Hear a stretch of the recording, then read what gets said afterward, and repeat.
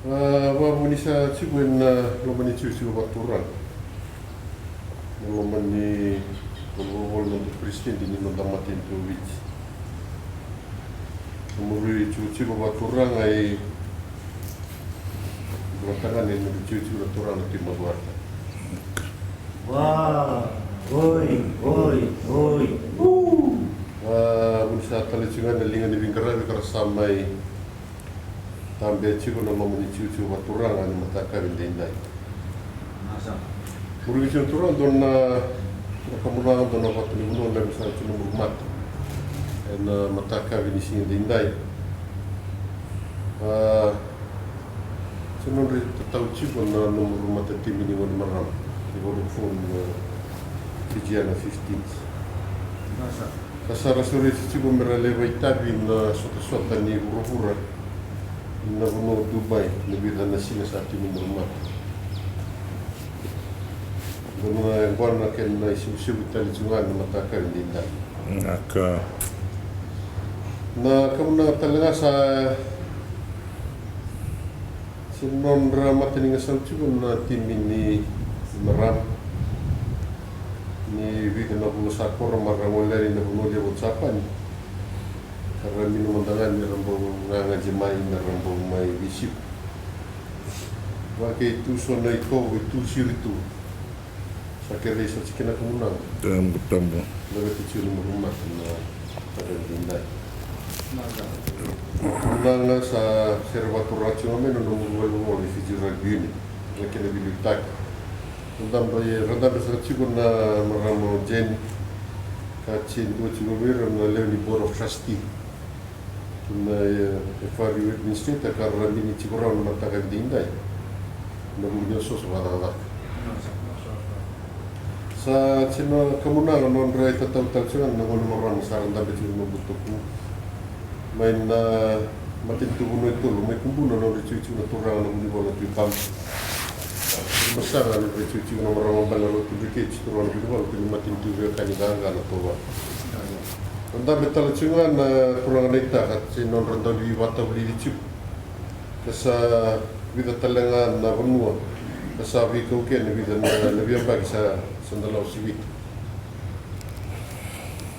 Na posota ni buru-buru karena baita bikin sini maram ai kena sota bose gi buli wale tsuga la ken na sana inga me ba tordeita kena ba bina tai tsu non regitu na maram na monela sa kere na nomor viva ngala tak sa kere na nomor vosa viva kalu batak me sala bata tsu vira ni tabi kasar kadibi game na non ramatin ku non tutumatin ku bici ko bibi na non lesi na kalu na non bulan tu may bal sa ci no bosan ni kamuna sa ci matin nga sa kamuna sa ci non Tataw tali cuna na marama na tim ni World Rugby Fijiana XVs karena bi buno cuna na siguro tele bumera ngol cuna ni na buno Dubai serba turang cuna na World Fiji Rugby kena matin tu bunuh itu, mai kumbuna non cuci na turang na FIFA na biniwal.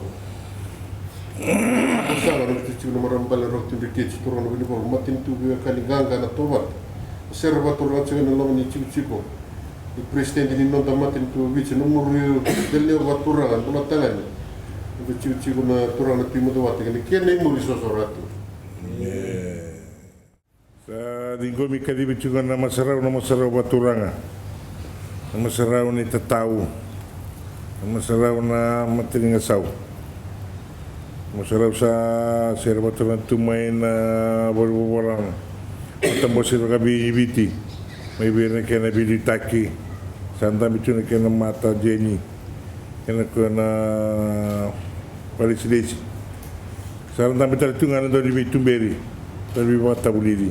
Saranta bitar tungan na koneleo.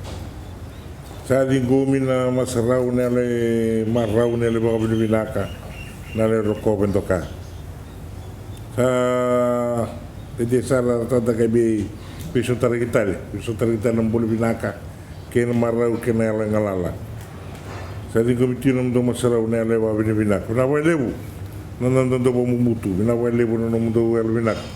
Mundo may tumbera tu kena na tambu may tataw mo ito kena.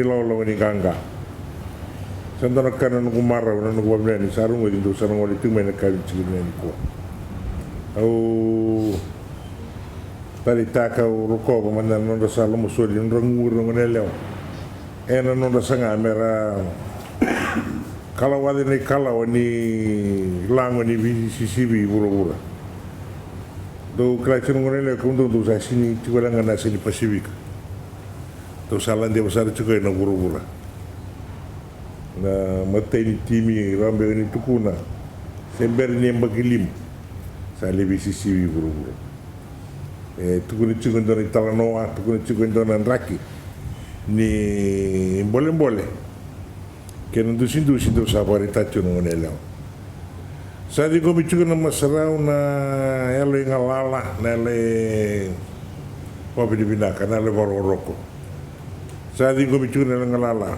sa so di ci na bibaklo ngata taki ni bonua ni bubale bonua ibiti mana sana cin ka bana kena mata itu tolu mai kumbuno mai vira ngon turanga na budi baluti kamba mai burba sanga vira marama rok tiligeti kena bubale baturanga na tobata do ngole ni nanganga do ngole na le ngalala do ngole na le sereki do ngole do li waita tikim do na gitu ni buru-bura ko le bursa kai le bidanga do sa ding tek mun do le waita tikim sa sala bota tu tikim do na ne me boni ni binaka sa sala bota tikim do ni me bi masulaki sala bota tikim do ni me Bukadingu kena ni mi bisrek ndo na ngole ane na ngalala do ni badoro no muditari do na liste la mai ene ale nganga ne ale bukadingu ndo selen karabi na muditari salabat tikem do no bi maro de tamanda sa de sala deiti kono no bi baturanga taki deiti kono do bi akani da wara bi tumanda bi chome no dambula dangi do tumanda ngale lo mana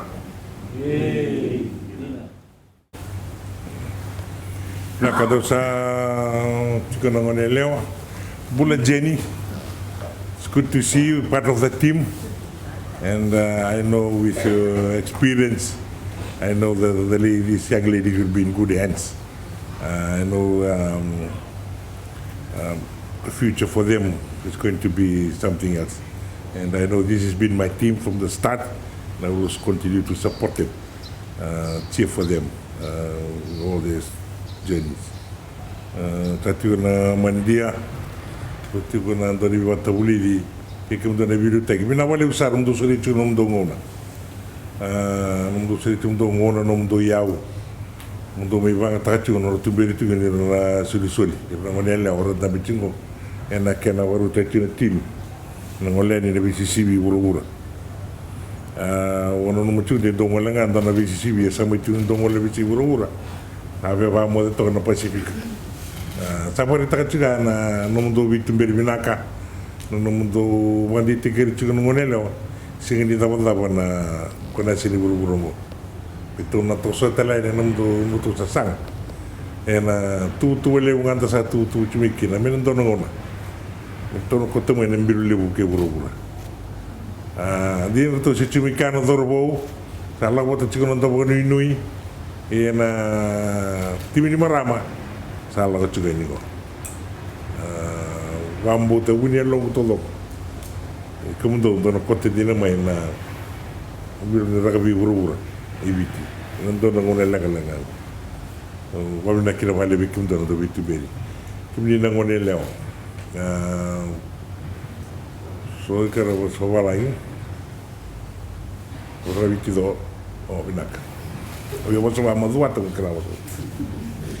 Ke bikim na ngone leo. Bina wale usara na numni sele na muni ngauna, na numni mesele na numni talendi, na numni sele na numni me mata ta ka timi biti. Onongo buru-buru sa redi biti tu. Sa redi biti sa klasiko. Segurangan tim ni tangan tim ni la ko singa tini la urai ya do sambi suko tini so na makirua sao do sanganga ena sini buru-buru go ko la ko ni kina tambi ya go do salan de wada kata dari watangan dengan Au ia londe itu kan itu ke ni ke mundo na time na cotiviti ani na bono tara ko se bene lo vai. Sa mo sala chico na no tivi ke mo senta mitunge ke to sa ulinde itaka. Na ke na marote ke na wol tambino ke urura sana komike. Wambo te chica muni longo matino rede chica no muni alandina, rede chica no muni ndova te tiko, rede ke muni ni sa matto sa no mena gitu. Kala chica tikabu sere de vida vikento wasara sere kamo bu mai. Sa rede kito na chico to na senior tongo bitila. Sere matongo to na kera ngone la. Wabina wale sare bikim do na do ngito, kundo na senior place. No mundo un deitico, even though ni satan tolo tumo yo burubura. Opportunities to go and play overseas, but you opt to play for Fiji, and that is something that is rare. You know, it's not all about the money. It's about passion. It's about the values that you bring. Because you're going to play overseas, it's just going only for a few seasons, but you take Fiji to that level. Your name will be etched in the history of Fijiana rugby to the next millennium. Even today, 75, I don't know, 100 years today, we still remember Chole Wula, the Flying Fijians. And your names will be there. When they go to Undu, we talk about her. I don't know if they go past Romeviti now, or one Vasu was here. So your name will be in the four corners of Fiji. Remember that. You know, you are the titans of women's rugby. You are champions in your own right. So you're now going to the other part of the world, to Dubai. That's another country that is trying to get itself recognized in the world today. So go out there and show them that you are from Fiji. You are from Fiji, where a new day begins. So everything starts from Fiji. So go out and play your heart. Like I always said, problem corner here. Any doubts, everything, leave your problems, issues here with me, go as a rugby player. And then come back and then I'll load it back to you. Right? Set ya. Munilega kede, biti cumi kebiau. Kita ngaraw chika buti kanang kasini valen kero maro chike, kero rene wasea so kero wasea. Kero kasandende, indonesian sungai mai. Reverse pasture. So go out and enjoy the trip, enjoy the game, come back as winners, and remember, you're taking Fiji. You know, go play like a Fijian. God bless you on your trip.